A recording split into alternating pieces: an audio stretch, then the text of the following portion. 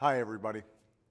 Over the last few years, Democrats and Republicans have come together and cut our deficit by more than $2.5 trillion through a balanced mix of spending cuts and higher tax rates for the wealthiest Americans. That's more than halfway towards the $4 trillion in deficit reductions that economists and elected officials from both parties say we need to stabilize our debt. I believe we can finish the job the same way we started it, with a balanced mix of more spending cuts and more tax reform. And the overwhelming majority of the American people agree, both Democrats and Republicans. Now, my preference, and the preference of many members of Congress, is to do that in a balanced, comprehensive way by making sensible changes to entitlement programs and reforming our tax code. As we speak, both the House and the Senate are working towards budget proposals that I hope will lay out this kind of balanced path going forward. But the budget process takes time.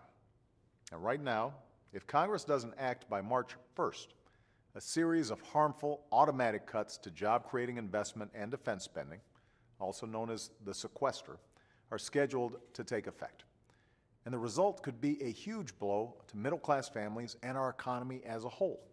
If the Sequester is allowed to go forward, thousands of Americans who work in fields like national security, education, or clean energy are likely to be laid off. Firefighters and food inspectors could also find themselves out of work, leaving our communities vulnerable. Programs like Head Start would be cut, and life-saving research into diseases like cancer and Alzheimer's could be scaled back. Small businesses could be prevented from getting the resources and support they need to keep their doors open. People with disabilities who are waiting for their benefits could be forced to wait even longer.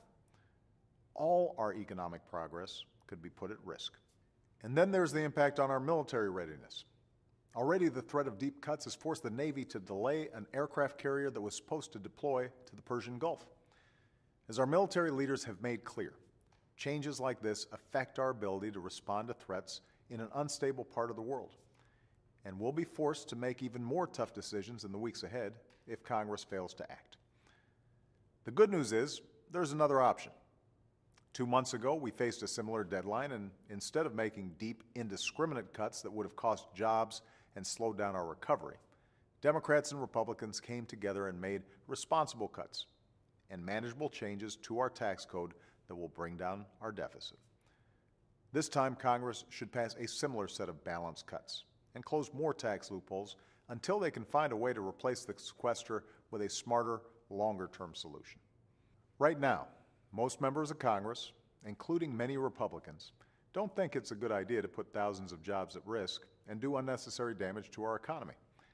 And yet the current Republican plan puts the burden of avoiding those cuts mainly on seniors and middle-class families. They'd rather ask more from the vast majority of Americans and put our recovery at risk than close even a single tax loophole that benefits the wealthy. Over the last few years, we've made good progress towards reducing our deficit in a balanced way. There's no reason we can't keep chipping away at this problem. And there's certainly no reason that middle-class families and small businesses should suffer just because Washington couldn't come together and eliminate a few special interest tax loopholes or government programs that just don't work. At a time when economists and business leaders from across the spectrum have said that our economy is poised for progress, we shouldn't allow self-inflicted wounds to put that progress in jeopardy. So my message to Congress is this: let's keep working together to solve this problem. And let's give our workers and our businesses the support they need to grow and to thrive. Thanks, and have a great weekend.